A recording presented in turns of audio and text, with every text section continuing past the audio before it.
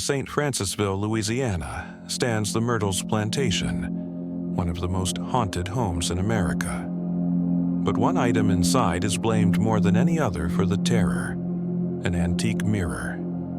They say the mirror holds the spirits of Sarah Woodruff and her 2 children, murdered by a slave named Chloe in the 1800s. The legend goes, the mirror was not covered after their deaths, a Southern tradition meant to prevent spirits from becoming trapped. Since then, visitors claim to see handprints appearing on the glass, even when it's freshly cleaned. Others report faces watching them, mimicking their movements, but never blinking.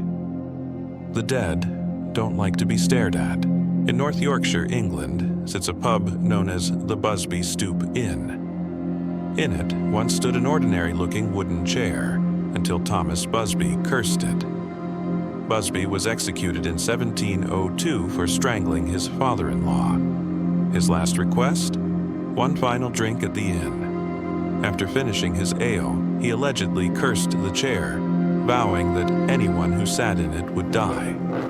Over the years, dozens of sudden deaths followed those who dared sit in the chair. Some died in car crashes, others in unexplained accidents just hours later.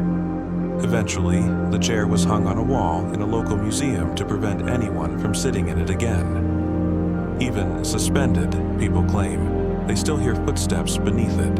We spoke of it briefly before, but the Dybbuk box deserves a darker spotlight. A Jewish wine cabinet said to hold a malevolent spirit. The Dybbuk box was purchased from an estate sale in 2001. The original owner?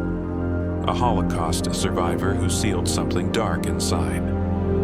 Every person who owned the box reported terrifying nightmares, overwhelming dread, and even illness.